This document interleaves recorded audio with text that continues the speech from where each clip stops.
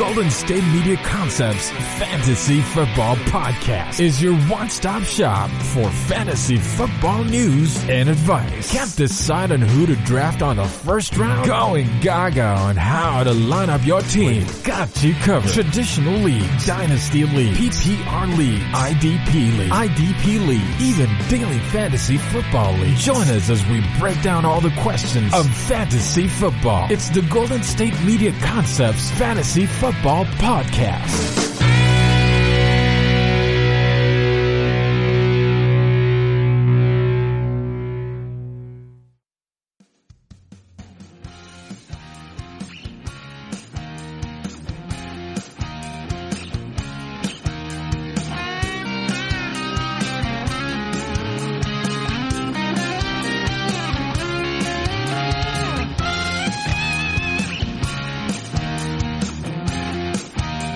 Hello there, everybody, and welcome to the GSMC Fantasy Football Podcast, brought to you by the GSMC Podcast Network. I'm your host, as always, Marcus Vargas, and today, guys, as always, we got a packed show for you, and today, I want to start the show off with the biggest breaking news. As of today, Cam Newton has finally found his team. Now, of course, if you're a football fan, you obviously know Cam Newton signed a deal full of incentives to play with the New England Patriots. Yes, that actually happened. Now, had this been a few years ago, this would have been even more big of a deal, of course, because, people were questioning, is Tom Brady falling off the cliff? He's starting that decline. Maybe the Patriots should, prepare for the future. Cam Newton was still, considered, one of the top quarterbacks in the league. And, of course, the Patriots were still winning Super Bowls, but, you have to plan for the long term. You don't want to just play on a year-by-year basis, especially in a league like the NFL, where, it's very, very hard to repeat as champions. In the NBA, of course, we see, people repeat quite often when you compare it to something like the NFL. But anyway, back to the point at hand. Cam Newton is officially a Patriot. Now, this move is big for a ton of reasons. One, Cam Newton is finally on a team. He has deserved this starting spot and job. I assume he will assume the role as starter. If he doesn't, that would be pretty insane. But he deserves this spot. He deserved to have a deal long ago. He was the unfortunate victim of the market being being released after the market was already dry. Not many teams needed a starter. If any, there really weren't teams that needed a starter or who felt that they needed a starter, and he didn't want to play as a backup. So he just played his game. I think he played it well. This was one of the teams that I was talking about. The Patriots, as a team a lot of people were talking about. I talked about it back, weeks ago, maybe a month or two ago. If Cam Newton went to the Patriots, that was one of the teams I wanted to see him go to. Not for the fan in me didn't want him to go there because, I have to see Cam Newton on the Patriots. Going through the AFC, I'm a Kansas City Chiefs fan. If you didn't know, I only say it just about every show or every other show. But, the football fan, I guess the Chiefs fan in me didn't want it to happen, but the fan of football wanted it to happen. I think it could be very, very competitive. I think, certainly it's going to shake up power rankings, fantasy rankings, things like that, because now you have to rethink where the Patriots stood in your rankings. If you had them, still winning that division somehow, I guess that you can, I wouldn't argue with you if you left them there. For me, I believe I had them third with the Dolphins pulling off a miracle comeback season and the Patriots sort of falling apart. And I now have to rethink that. I won't do that just yet. But it's hard to, I have a lot of belief in Cam Newton, and I think that he could really do something special with Bill Belichick. And that's why this is kind of crazy. How long? It's 20 years. We haven't seen Bill Belichick with this kind of quarterback. This could be absolutely bonkers, right? And so I think my knee-jerk reaction would be to, sort of catapult the Patriots into first place in the AFC East.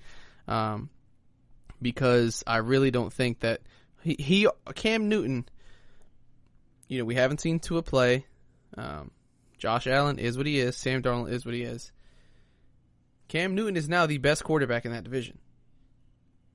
You know what I mean? Or he's arguably the best quarterback in that division. I don't think many people are going to fight you hard on that statement. And so now you give the Patriots the best quarterback in that division. As of right now, they have the best defense in that division. I think they benefited from a lot of easy games, but still, they have the best cornerback in the league on their team, arguably the best cornerback in the league on their team. Bill Belichick, arguably the greatest coach of all time on their team. And so they call him. I don't really like to use that GOAT term. But this could be special. And I think, what sort of intrigued me was why it took so long. I'm sort of interested in finding out, what took the Patriots so long to make this deal a thing. It seemed like every expert or quote-unquote expert was screaming for this a while ago. Oh, this could be so cool. Cam Newton, super athletic. What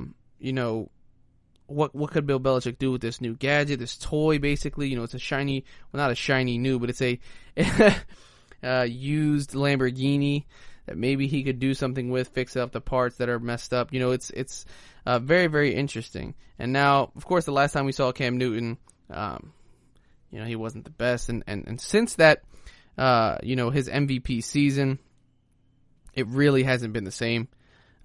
He really hasn't been the same starter. His passer rating is dipped. His win-loss ratio certainly has dipped. That's going to dip, of course. Touchdown interception ratio has gotten much worse. All that stuff. But I think, he becomes a new type of quarterback. I think, Bill Belichick is not going to have him running all over the place. I don't think he's going to be rushing the ball a lot. I think Bill Belichick is going to design the offense around Cam Newton's, work on him with pocket passing and that cannon of an arm that he has. So this could be, I keep saying it over and over again because I'm just thinking, I'm playing it in my head. Cam Newton as a, I think I mentioned this before actually, I could picture it in my head, Cam Newton as a Patriot quarterback in that uniform. How, I don't know if any of you guys do this, but sometimes when someone becomes a free agent or they ask for a trade, I try to picture them in the jersey. And if I don't like how they look in that jersey, I'm like, nah, no way they go there. Like, let's see. I could really picture Brady in a Chargers jersey. I saw that, when they were talking about that. I could see him in the Buccaneers jerseys too, and I could certainly see him in the Colts. I couldn't picture Brady wearing a Raiders jersey, being a part of that culture. I couldn't picture Brady in the San Francisco 49ers uniform, and I know this is silly. It's all up to, your personal, it's literally just your personal preference and opinion. Like, literally, the next guy could be like, oh, I could picture Brady in a San Francisco 49ers uniform. Clearly, there's nothing to it. But that's sometimes how I base, that guy's not going there. No way could we see Jamal Adams in a Packers jersey. You know what I mean? So something like that. I'm not saying the Packers aren't playing for Jamal Adams, just making an example. But, back on topic. Of course, Cam Newton's going to have to do a lot of work to come back and to be explosive and be what he used to be. But I certainly think that this pickup, this addition, playing for Bill Belichick, he doesn't have the best weapons. But I think if Cam Newton is as healthy as he claims he is, and he can bounce back, he certainly will be fantasy relevant. Do I think he's going to be a QB1? No. Do I think he has QB1 potential? Yes. I think, man, it just stinks because Cam Newton, like I said a few years ago, right? He's a clear-cut starter on this football team. I'm actually just worried. I'm worried that the Patriots brought him in, you're going to be a backup or you're going to have to compete with Jarrett Stidham because the last time we saw Jarrett Stidham, he got benched against the Jets. I'm pretty sure it was the Jets off the top of my head, and it wasn't very good looking. But I think, we have to take the injuries into consideration. I think we have to see where he's at health-wise. We have to see him on the field. Hopefully, we have the preseason and we can see Cam Newton go out there throwing in the Patriots uniform. but I think this is much more complex than people might think. I don't think it's just, Bill, but that's why it took so long. I think there was a lot that went into it. I don't know all the details. I don't know if they somehow had him, or had some sort of physical, with all the stuff that's going on. But hey, they saw the value. They think that he can be healthy. This signing tells me that they believe that Cam Newton will be healthy and healthy enough to play at a high level. I don't think, they're just going to take this. Bill Belichick's going to take a chance, with that potential. Bill Belichick takes chances mostly when he knows they're going to pay off, right? Like the Antonio Brown thing, all the drama was happening. Nobody wanted him. He knew that Antonio Brown could play. He knew the drama. He knew all the controversy, but he knew getting Antonio Brown on the team would almost guarantee a Super Bowl. So he put him on the team. You know what I mean? So, Bill Belichick is a calculated guy. He's not just going to take blind risks. Now, in terms of fantasy football, it's certainly interesting. So I'll just touch back on it. Like I said, do I think he's going to be a QB1? No, but I think if you're thinking about drafting Cam Newton, certainly I wouldn't take him as your starter, of course. Certainly stash him. I think Cam Newton is going to be a huge, very, very popular stash on a lot of teams. So just be careful, how long you wait on him, because I think his potential is certainly worth drafting higher than other QBs you might stash, right? And being on that team, with such a great coach that's going to play to your strengths. Now, what I am concerned about is the lack of weapons, right? And I guess I'll just play devil's advocate on myself here. You're going to have to sort of battle with that. Can Cam Newton do better than Tom Brady? Can Cam Newton, off the injuries, off of not playing last season much, can he come into New England with the same weapons that Tom Brady had and do much better in fantasy football? Can he do better than Tom Brady on the Buccaneers with those weapons that he has? Right? And so that's what you're going to have to be basing it off of. If you had Tom Brady, or just look at Tom Brady's stats for fantasy football last season, ask yourself, can Cam Newton do better than what he did? And that's what's going to basically, if that's going to be the decision you have to make yourself, and what you have to analyze. If you're going to have to believe with those weapons that Cam Newton is going to return to form and sort of be do more with less, like Tom Brady has done. Right, because even if Cam Newton comes out and he is throwing dots, he's throwing dimes, if these receivers can't get open, if they can't get separation, if Julian Edelman's dropping, leading the league in drops again, it's not really on him, is it? Right, and so we might see that arise. So are a lot of things to worry about, but I think the potential of Cam Newton and Bill Belichick together could be something absolutely insane. So definitely keep an eye out for it on for fantasy football. I love the news.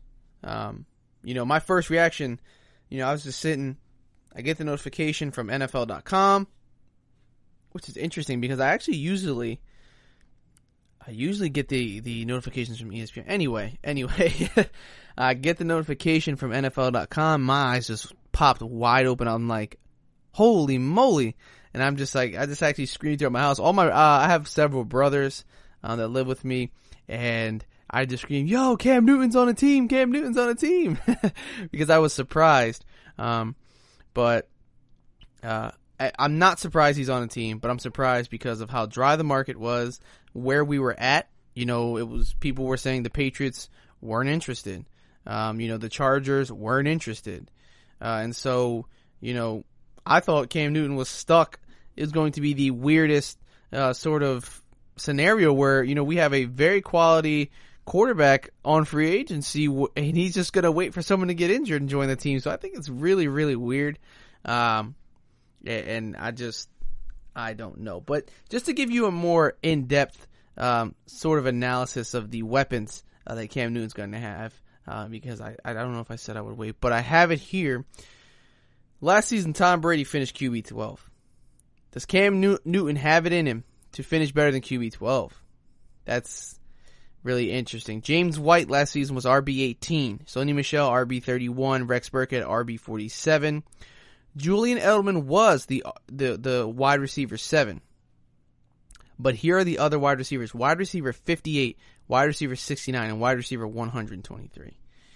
So there was, a wide receiver 1 in Julian Edelman, but it's another year, getting older, less durability. The tight end, of course, was completely irrelevant. Tight end Matt Lacoste.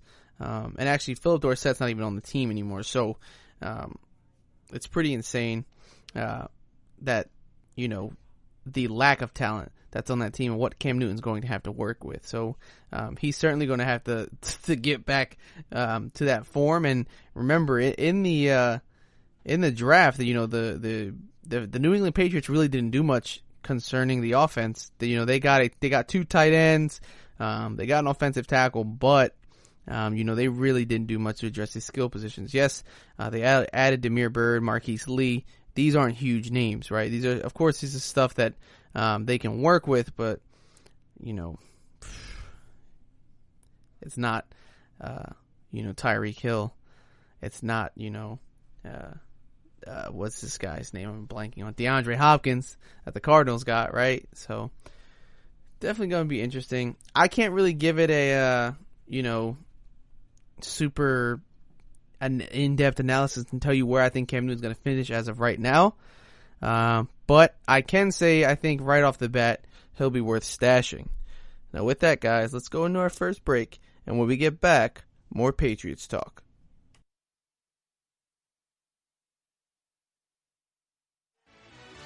Are you looking for the very best NFL and college football podcast? Then check out the GSMC Football Podcast. Get the latest football news both on and off the field. From the NFL Draft to trades to the rumor mill to the NFL Combines. They got you covered. That's GSMCpodcast.com/football-podcast. Get updates on college rivalries, game day insights, and much, much more. It's football talk the way you want it. This show eats, sleeps, and breathes football. Don't forget to like them on Facebook and follow them on Twitter. Visit GSMCpodcast.com for more info.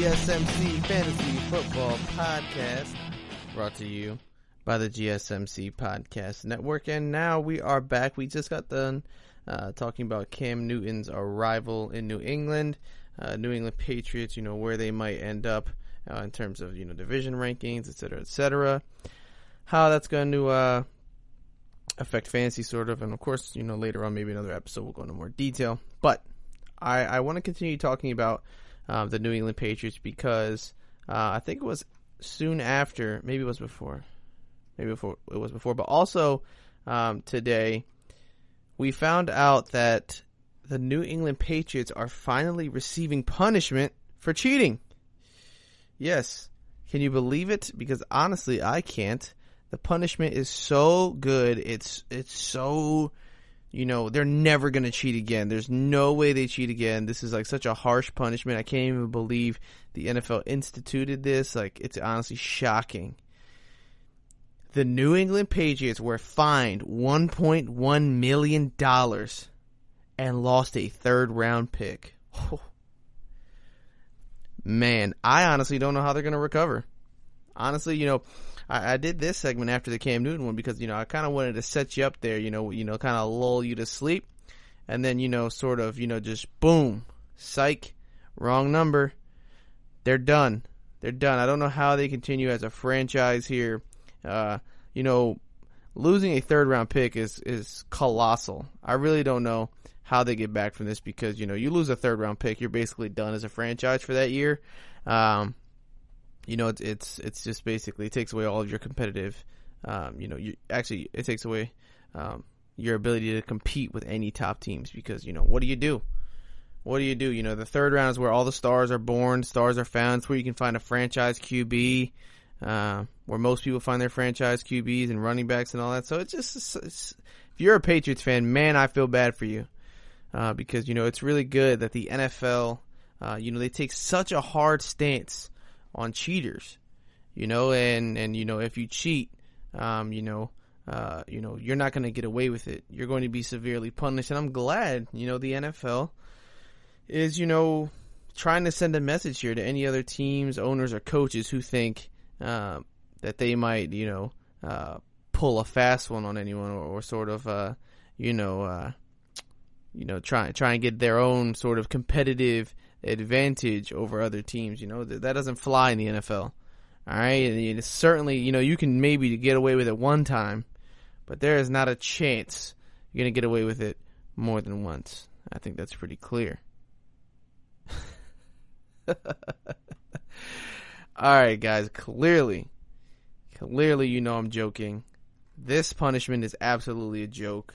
Doesn't even make sense. I just feel like if this was, a different team who didn't have a history for this kind of behavior, sure. And even then, there should have been a stiff message sent. But, geez, man, the NFL doesn't even try at this point. The NFL fined the New England Patriots $1.1 million. That is literally pocket lint to them. And then you took away a third-round pick. Okay, yes, gems can be found in the third round. You still are, getting some significant talent in the third round, but that can be said about any round. The New England Patriots would like to talk to you about the sixth round, right? So, this is just a joke. They were filming the field sideline. Another team that was, against the Cincinnati Bengals, sorry. And they were playing the Cleveland Browns, I believe. So, it's like Deflategate. All the calls they've gotten go their way. Bill Belichick, recording plays, practices and stuff like that. It's just, it sucks, man. I don't understand how, at this point they're allowed to be a franchise. And I understand. I'm not saying, dissolve the Patriots as a franchise. It's not good for business, clearly, and I understand you have to, do some things that are good for business, but it just feels like Bill Belichick shouldn't be allowed to coach. Why doesn't he have a suspension? He should have to sit out a season for cheating. I mean, when Bountygate happened, you saw the punishments, right? Year-long suspensions got handed out, and I understand that's dealing with the player health, and that's dealing with the money. See, what happens there is, should anyone get injured, because of Bountygate, star players are getting injured, it's less draw, and then, there's less money involved. If the Patriots are winning, that doesn't affect that. That's good for NFL money. That's good for Robert Kraft. That's good for the sport, right? And so this is not taking this seriously. If you're hurting star players and they're not playing, when Patrick Mahomes goes down, not as many people want to watch those primetime games, Chiefs against anyone basically. And so it's unfortunate that the Patriots it just feels like they can get away with anything. The Patriots even admitted that their production crew inappropriately filmed the field and sideline. Are we just going to act like they weren't instructed to do so? And they tried to say, this is for the web series, do your job, but they used a similar excuse way back when they got caught the first time, so it's ridiculous, man. It's ridiculous that they can constantly get away with it. I understand, the competitive nature of sports and pro sports. You find, I'm sure there's plenty of other ways, more, slick, or low-key ways that coaches, get competitive advantages over other coaches. But I mean, come on, filming signs from a sideline and substitutions, things like that, and the Deflategate, and come on, they've just been caught with too many things, the history behind them. I've heard the nickname the Deflatriots, the Cheatriots. It's just such a stain on that franchise, and it just wish they can sort of they could reverse that culture, but that is the culture of being a Patriot. Doesn't even matter if they get caught. So it really stinks. And you know what's interesting? The NFL banned the David Mondillo. That is his name. David Mondillo. He's banned from the NFL. I believe David Mondillo was the cameraman. Let me just double check. He was working for Kraft Productions or something like that. He was the director and supervising producer for Kraft Productions. And in a report, he did say he had no intention of giving the Bengals sideline footage to the Patriots. Why are you filming it then? Way back when this first came about, in the middle of the season, that was back in December. And he got suspended. Excuse me. He got suspended by the team, and, he got suspended because he got caught. Right? The Patriots would have never suspended this guy had he come back and said, yo, look at some of this B-roll footage we got. He's banned. But no one else. Come on. I mean, come on. He's working for Robert Kraft. He's a representative of Robert Kraft. He's a representative of the Patriots franchise. It's just, it's BS, man. And it honestly, at this point, it's like, what are you going to do?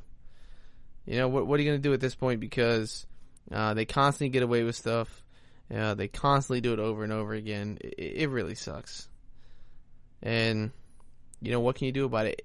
The problem is, of course, I'll play devil's advocate to myself. And, if the Patriots were a losing team, they sucked, they stunk, nobody would be talking about it. It's okay. Like, it'd be like, yeah, okay, they're cheating, but they suck, so what does it matter? But they've won so many Super Bowls in the last 20 years. It's BS. You know what I mean? Who knows what the history books would say of the NFL if they weren't cheating, because you get to a point where now it's like, who knows what else they do.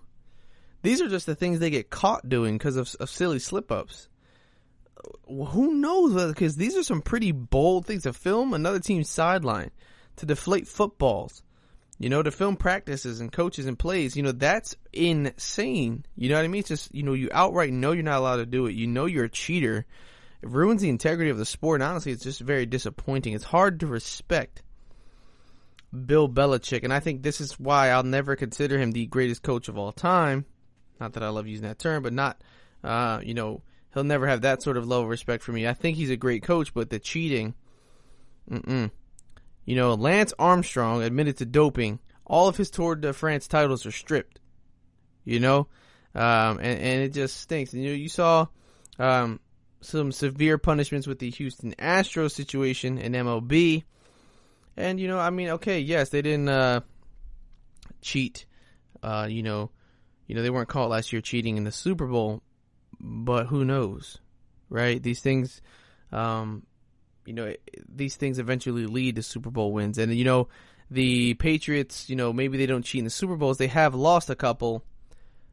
But, once you get there, it's just a matter of winning a game. Getting to the Super Bowl is harder than winning the Super Bowl. You know what I mean? You have to scratch and claw and fight, and 16-game regular season and the postseason, and now only the first seed has a bye, and it's insane. You have to fight all these tough teams that want it bad, and the upsets, and the trap games, and deal with all this, and deal with sleeping giants like the Titans dethroning the Ravens and taking out the Patriots, and there's all this.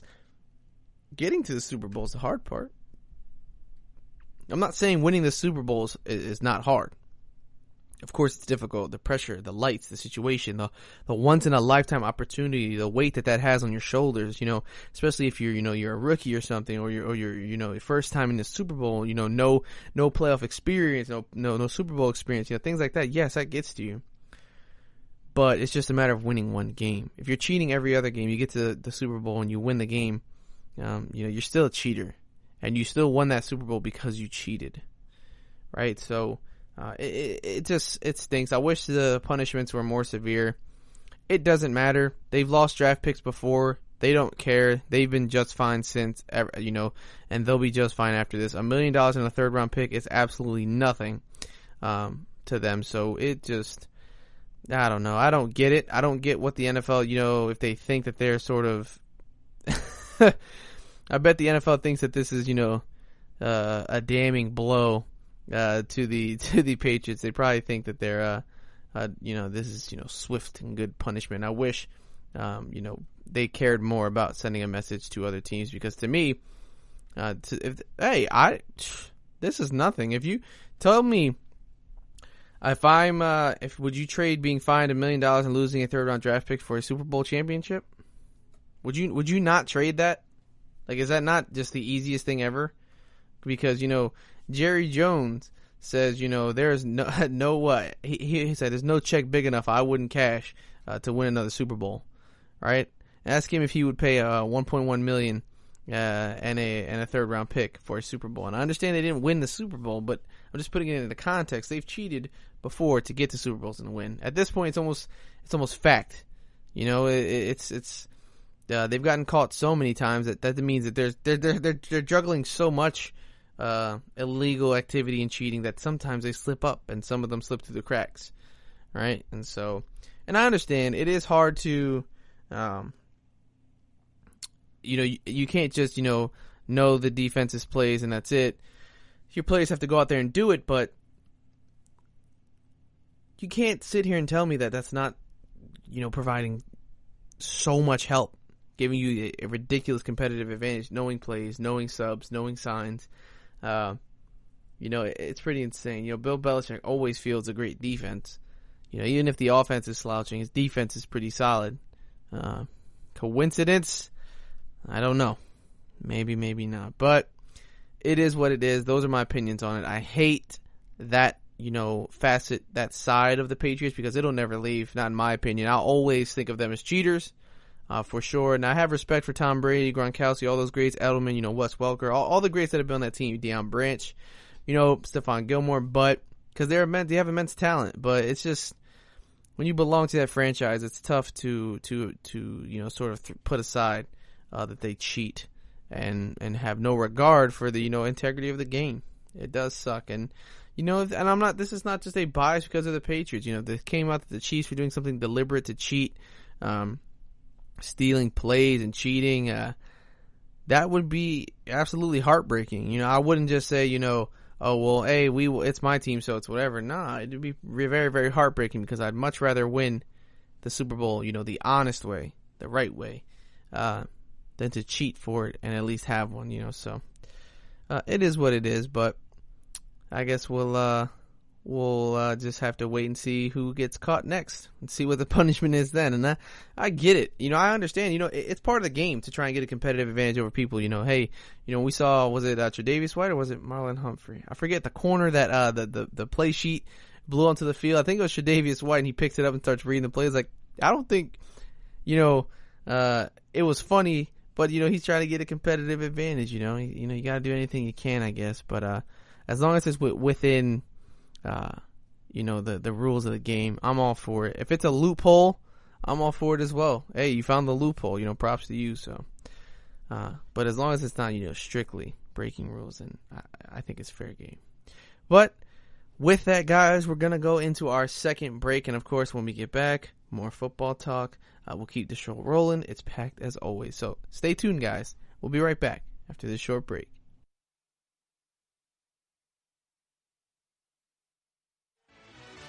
Check out the show that's built on the MMA. From the UFC to extreme cage fighting, they got the fights covered. Check out the GSMC MMA podcast. Get the latest news on past or upcoming fights. Join us as we talk to and about some of the biggest names in the MMA, past, present, and future. When it's the fight game, there's just one show to check out. GSMCpodcast.com/MMA-podcast. Don't forget to like them on Facebook and follow them on Twitter. Visit GSMCpodcast.com for more info.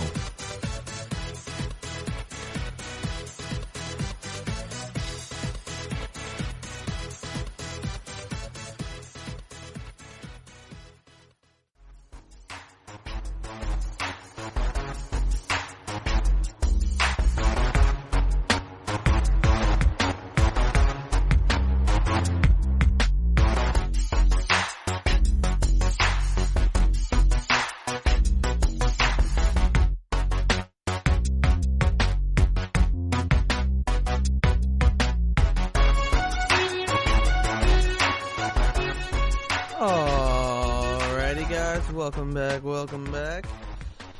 Alright, we just got done talking all about the Patriots. Blech, I know. Just kidding, guys. But now I want to get into some fantasy football. I want to talk about quarterbacks, of course, because quarterbacks are just so important. I want to talk about some quarterbacks who I think are going to be the most pivotal, or maybe the most important, I should say, to pay attention to on draft day. Just to, give my take on these guys and what you should be doing, what I think you should be doing on draft day. So let's get into it. You'll see what I mean when I get into it. I'm not doing a good job of explaining it here, but the first quarterback I want to talk about, Deshaun Watson. Now, Deshaun Watson is a stud. We know this, young stud. Of course, he was having a fantastic season. Before he tore his Achilles, his ACL. Not sure, but he got injured for the rest of the season. His rookie season, had a great year last season, was a great fantasy football quarterback. But now, ever since DeAndre Hopkins has left, you've sort of seen Deshaun Watson slipping in some rankings. And I've actually seen, when I did my my mock draft, Deshaun Watson was going as QB6. And he was going in pretty late rounds.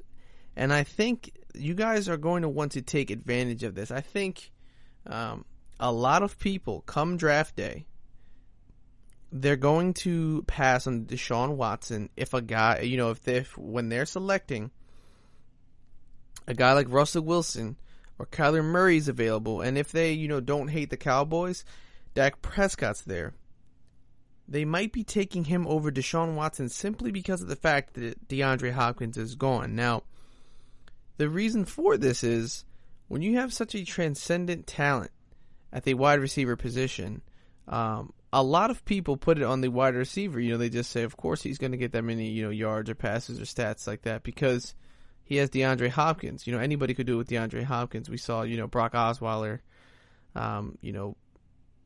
sometimes look successful, I guess. Just kidding. We saw, DeAndre Hopkins with Brock Osweiler, and I think, Tom Savage is his name. Sorry, off the top of my head, I'm blanking. But we saw DeAndre Hopkins have success with, pretty bad quarterbacks. So, we just assume it's him. And, we do know Deshaun Watson's dynamic playmaking ability is up there. Clutch, great quarterback. But I think a lot of people are going to devalue him because DeAndre Hopkins is gone. They're going to say, most of the casual fantasy football players are going to be thinking, DeAndre Hopkins is gone. Who is he going to throw to? I'm not drafting Deshaun Watson. They're going to put too much value in him leaving and not enough value in Deshaun Watson's playmaking ability. The Houston Texans, changing their offensive scheme, to sort of fill that void, maybe, airing out the ball much more with their speedsters because they have more speedsters now, and having Deshaun Watson run the ball more. So pay attention because I think he's going to be a very, very good value pick. I think he's going to slip in a lot of drafts, and you're going to get a ton of value out of him because he's going to slip later than he normally would if DeAndre Hopkins was still on the team. I think it's just just sort of, it's human nature at this point. When a quarterback loses a star wide receiver, they lose value in fantasy football. But, of course there are some quarterbacks who are sort of, immune to that. I don't think even if Tyreek Hill left, people would, just sort of say, oh, Patrick Mahomes, no way he's going to be top 5 anymore. But in a lot of rankings, you'll see Deshaun Watson even outside the top 5. So definitely got to pay attention to that because that's great value. I think he has potential to be a top 5 quarterback, but you can draft him, as QB6. So, pay attention to him. Yes, they have a difficult schedule, one of the more difficult ones of next season, but I think he's an outstanding quarterback. He's, one of those young, up-and-coming, elite kind of guys. So, pay attention to Deshaun Watson. Now, the next one I want to talk about, and not for good reason, is Josh Allen. Now, Josh Allen is still in a lot of people's top 10s. And, actually, but right now, actually, I just want to give you, sorry, I didn't even on the ESPN Live Draft Trends, you see Deshaun Watson being taken as the QB3. He's actually recently bumped up to that point. He was actually being taken at QB6 or 5. In the last week or so, people have started to draft him more. Maybe they're catching on as well, so you're going to have to as well. But Josh Allen has slipped now recently to outside of the top 10, but there are a bunch of rankings. If you look up rankings, for fantasy football quarterbacks for next season, where Josh Allen's inside the top 10 and by a pretty significant margin. He's not number 10, he's number 6 or 7, almost to the middle of the pack, and I think that's much too high. I'm going to say that the 11 for Josh Allen is right where I'll take him. Now, who you put in the top 10, I would take, switch places with Carson Wentz, Aaron Rodgers. I don't know if I would put Tom Brady in top 10 just yet. Maybe. On Live Draft Trends, Tom Brady's going 7th now. So that's certainly one you're going to want to pay attention to. But right now, I think Josh Allen, we're going to rely too much on him to rush the football. He rushed for 2 more TDs than Lamar Jackson last season, which is pretty crazy considering how much Lamar Jackson ran the ball. But he only had 3,000 pass yards, 20 TDs, and 9 picks. So he almost, had half of his touchdowns in interceptions, and I think you're just gonna have to rely on too much running. I think, he's not skilled enough at the quarterback position passing the ball for me to say, he's a great dual threat. He'll be a top 10 fantasy football quarterback. The Buffalo Bills also have the 5th hardest schedule next season, and I really don't think he's going to succeed. I think actually next season for Josh Allen might be a rough one where the Bills consider drafting a new quarterback and starting fresh again. I really don't see him having a top 10 season. I would say right now he's a QB2. He has potential to finish in the top 10 because he did have a good season. In terms of fantasy football, he was QB6.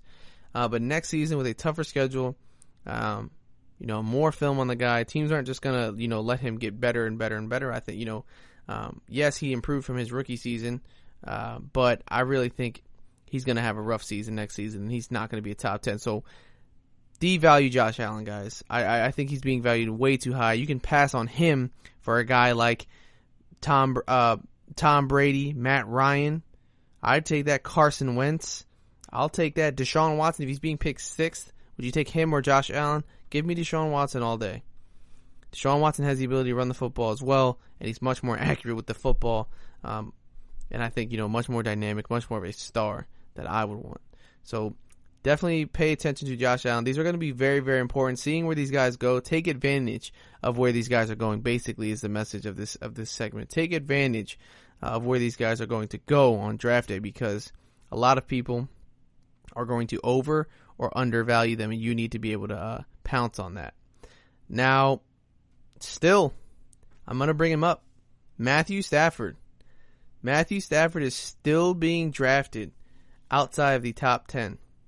He is being drafted as QB 13, guys. Now, it's crazy. He's not even being drafted as a quarterback in 12-man leagues. He's drafted as, someone's second QB on their bench. And I know a lot of you may think, rostering a second QB is silly or a waste of a slot, but just think about this. When you go through the season, even if you're trying to stash up on potential, breakout candidates, rookies, sleepers, when your QB gets that bye week, what do? You drop a player, pick up a QB. You have to, right? So one player is going to be gone anyway, and then you're fishing through the waiver wires, and if it's not that solid of a QB, you might lose your game because of it.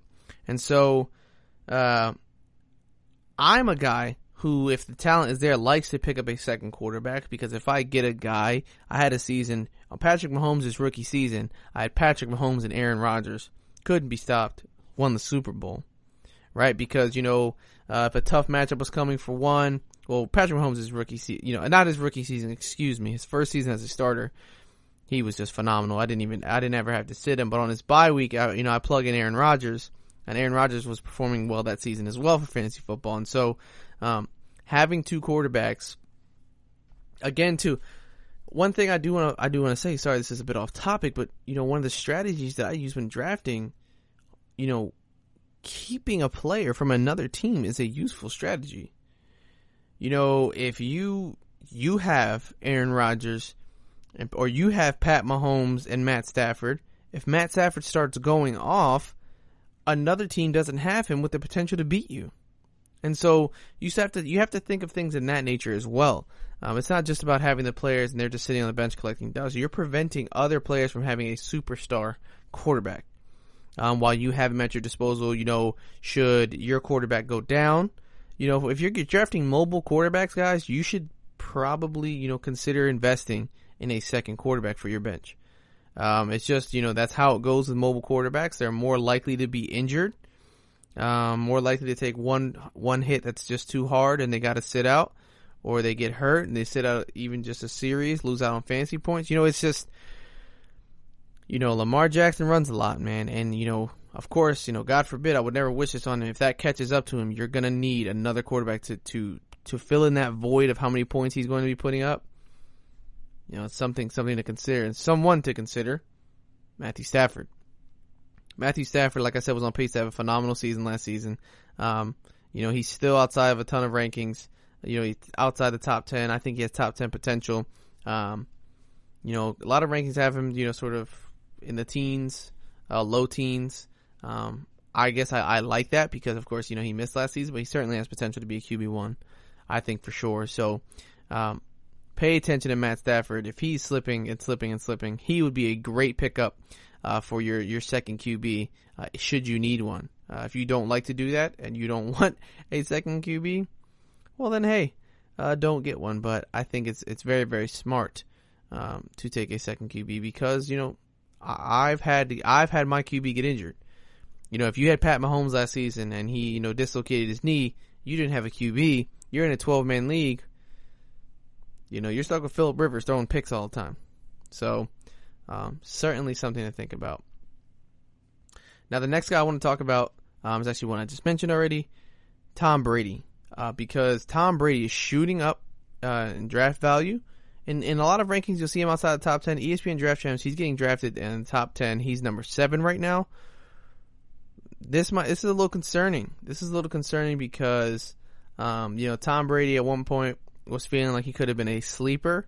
And I think a lot of people are hopping on the bandwagon now, though, because they're drafting him as a QB1. He was outside. Last year he finished as QB12, and that's where he was. He is in a lot of rankings, but now, he's sort of shooting up the draft boards.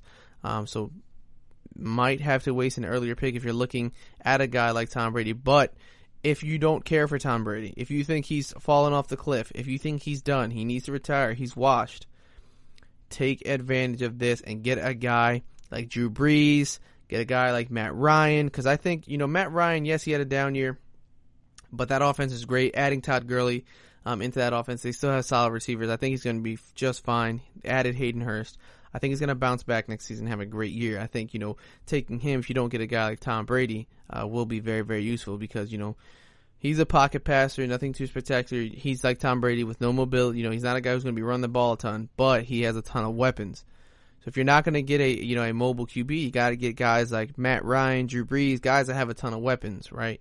I think at this point in time, I'd certainly take him over, to the younger guys like Jared Goff, Jimmy Garoppolo, guys who aren't that mobile, but aren't as good as these guys. So pay attention to where Tom Brady's going. He's flying up boards. Take advantage of that and get a guy who can put up a ton of numbers, because a lot of people are going to bite on that Buccaneers hype. So if you don't want to do that, you can wait.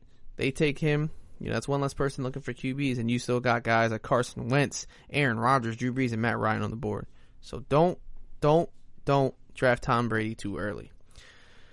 And the last one before we get into our break, really, really quick here that I want to talk about, Carson Wentz, because Carson Wentz is still being drafted outside of the top 10, QB12. Carson Wentz is a phenomenal quarterback, and I think he's just slept on. He finished as QB10 last season. For some reason, it's not being drafted in the top 10 this season. I think he's going to have a great year next season. Hopefully, he can stay healthy. His wide receiver core last season was just completely destroyed by injury. He still was a QB10. If they all come back healthy, Jalen Reagor, is what the Eagles think he is. Is he not going to finish above QB10? It's just hard for me to say that he won't be at least QB10. So sit on Carson Wentz and take advantage of people sleeping on him, because I think he's going to have a great season next season. All right, with that, guys, we'll go into our last break of the day. When we get back, the final segment of the show. So stay tuned, guys. We'll be right back after this short break. Check out the show built around the women of MMA. From the UFC to the extreme cage fighting, we got the fights covered. Listen. It's the Golden State Media Concepts Women's MMA Podcast. The latest news of upcoming fights, discussions of previous matches. Join us as we talk to and about the biggest names in women's mixed martial arts, past, present, and future. When it's the women's fight game, you know where to listen to. The Golden State Media Concepts Women's MMA Podcast.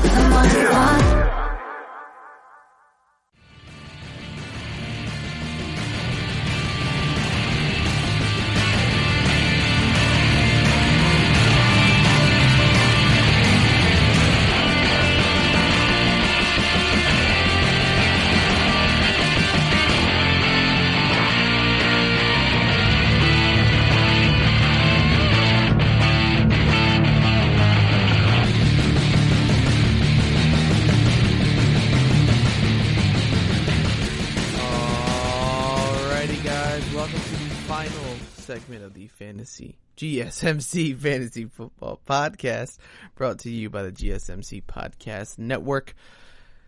Guys, for this last segment, I did the mock drafts very recently, but right now, I want to analyze a mock draft that was done by ESPN Fantasy Football by their quote-unquote experts. I'm not saying that, out of, any disrespect or anything like that. I respect these guys and their jobs and their careers, actually. But it's just, I always sort of take that, that phrase with a grain of salt, because it's very hard to be an expert at fantasy football, because there's so much that goes into it, so much luck involved, so many factors that you just can't predict, injuries, weird coaching decisions, things like all these crazy things, a player getting ejected in a game, so that can affect it. So it's very hard to be an expert, but they are experts nonetheless. I want to go over this because I think it'd be interesting to look at, how these experts draft compared to, normal people or, fantasy football mock draft websites, or even their own mock drafts on their app that you can just join. This is very interesting. Now, I'm just going to go do a few rounds, of course. I'm not going to do the whole draft, but I wanted to highlight some things. So first overall, of course, Christian McCaffrey. What is very interesting to me here, Dalvin Cook goes second in this draft, which to me is, okay, I understand the value in Dalvin Cook. He's a phenomenal running back. But as of right now, Dalvin Cook, some people are talking about him possibly holding out.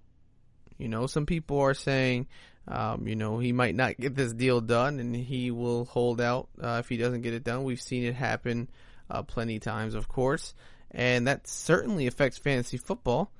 I think, some people think, maybe he won't, maybe he will, but if that is a possibility, it's going to affect his fantasy football value, and I don't think he should be drafted as number 2. I think that spot is sort of reserved for Saquon Barkley. Should that happen in your league, my goodness, you're going to get a steal at pick 3 or 4. Should pick 3 go Ezekiel Elliott, Saquon Barkley slips even farther. So I think it's pretty interesting to see experts taking much bigger risks than you'd see out of regular people who don't know what they're doing. So Saquon Barkley goes 3rd, Ezekiel Elliott goes 4th. Alvin Kamara goes 5th, so the top 5 picks in this draft are running backs. You usually don't see that in a lot of these drafts. You're seeing Michael Thomas go in the top 4, top 5, and not just 5 straight running backs. But I like the Alvin Kamara pick because of the PPR value, and I think he's going to have a bounce-back season. Okay, Michael Thomas is finally off the board. He goes to Mike Clay at number 6, and I like that there. That to me is insane value because pick 6, you're getting the best wide receiver by a significant amount of total fantasy football points. So that to me is a steal, especially if you're in a PPR league, which is, sort of becoming the standard way to score at this point. Right after that, Devontae Adams. Right after that, Derrick Henry, And right after that, DeAndre Hopkins and Julio Jones. So 4 wide receivers in the first round, which is what I thought was very interesting because in in the mock drafts that I did 3. In all 3 of them, that I did for you guys, because I've done more on my own, but in all 3 of them, and usually that many wide receivers do not go in the first round. It's usually 2 or 3. I'd give it 2 or 3. It's usually Michael Thomas, Devontae Adams, or DeAndre Hopkins. And sometimes you can sub Devontae Adams out for Julio, but Michael Thomas and DeAndre Hopkins are always taken in the first round. Usually taken in the first round.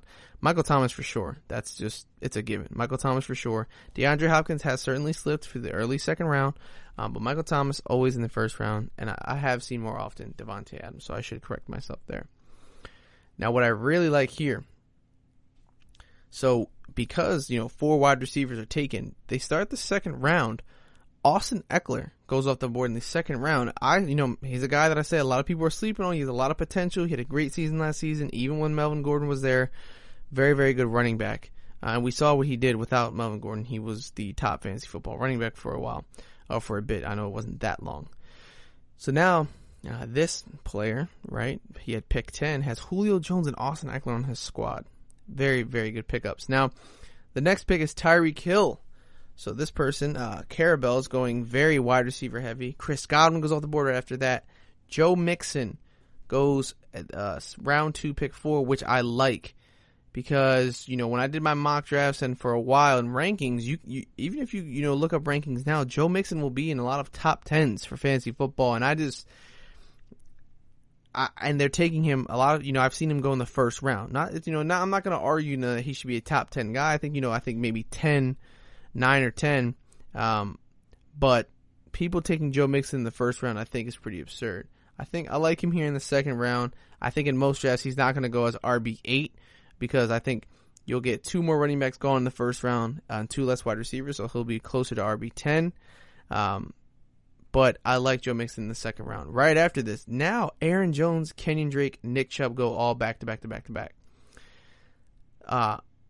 It's interesting to see how the experts have put less value on these guys. I think Kenyon Drake is a huge hype train. A lot of people are drafting him much earlier than that. Aaron Jones, I see losing significant value because, they did draft A.J. Dillon. Jamal Williams takes a lot, he takes a lot of the passes.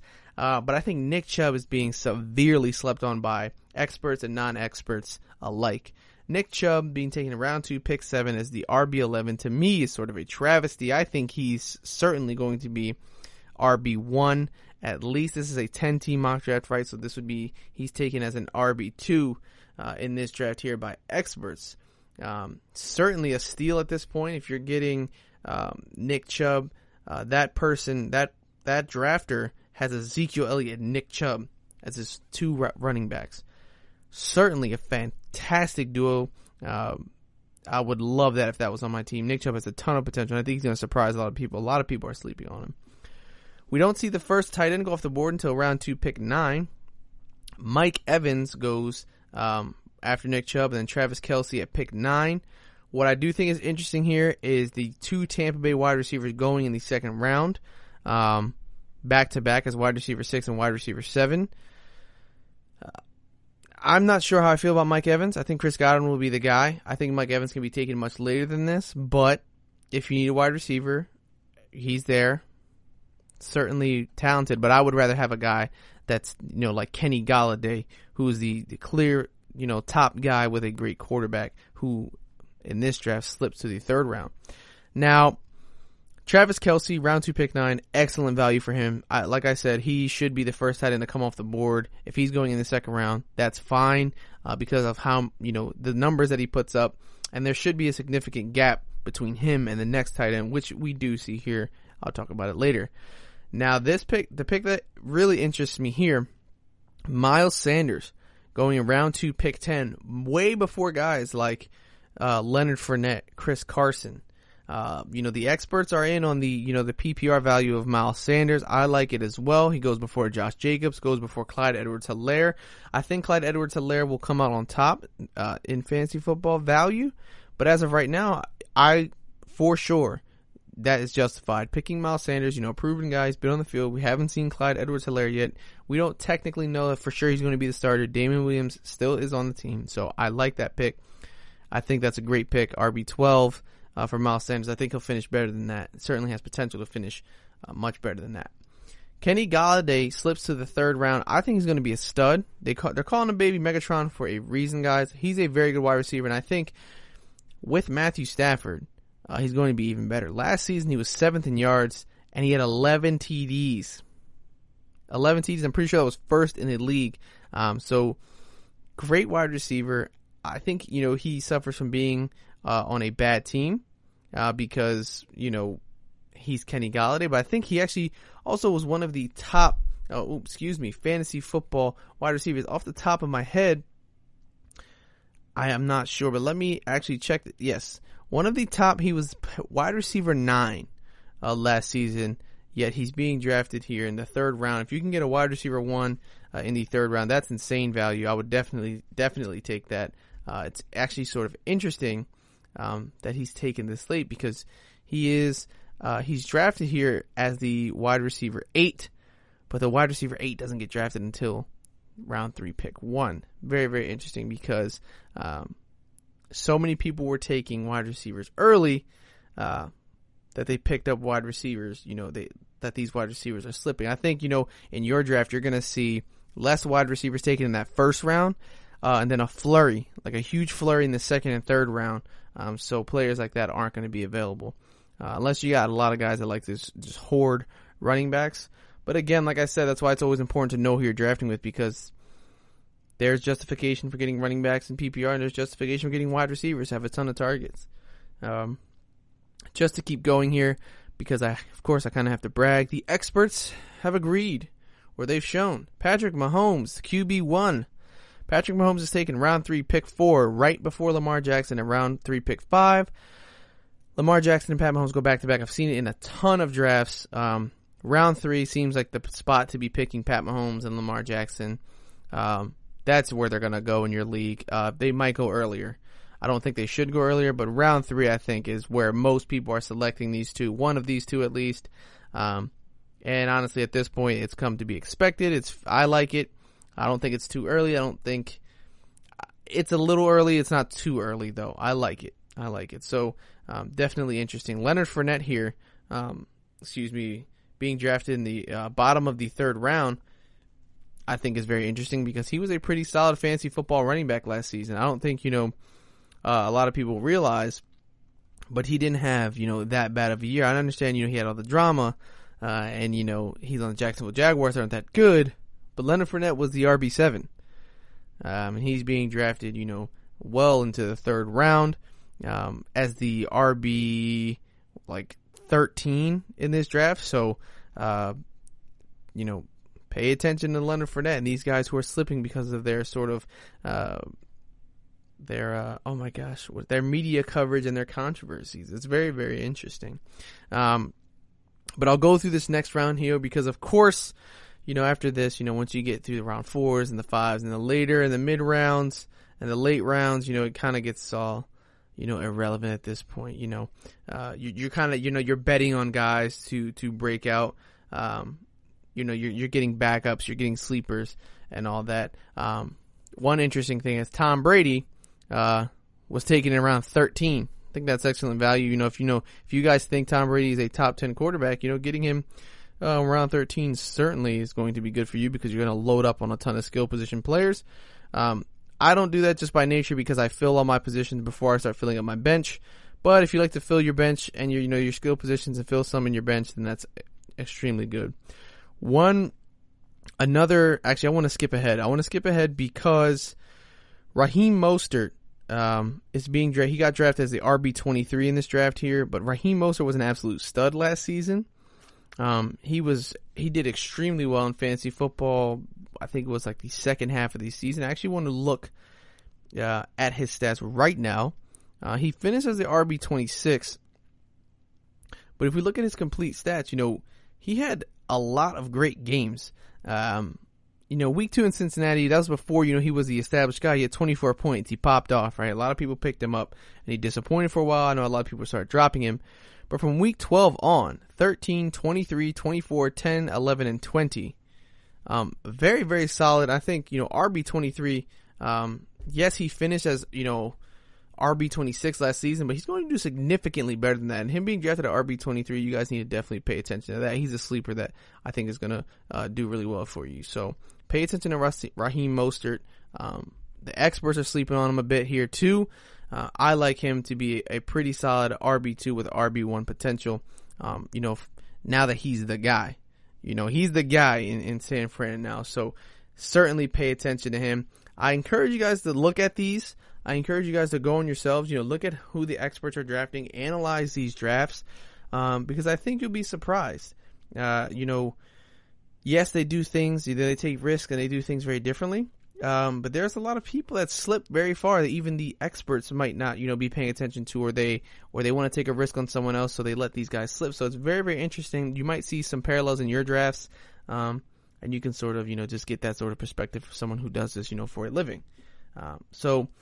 But with that, guys, we are going to end the show there. I know, forgive me, we didn't get to go too deep into their mock draft, but I just wanted to give that perspective. I didn't want to give a complete deep dive into it and why they're doing what and why they're picking where, but I just wanted to give you guys sort of that perspective to see what they're doing, especially in the earlier rounds, because that's what where you see a lot of risky moves and controversial picks and flip-flopping of values and stuff like that. So just want to give you a little bit of perspective there. But with that, guys, I want to thank you for listening to the GSMC Fantasy Football Podcast, brought to you by the GSMC Podcast Network.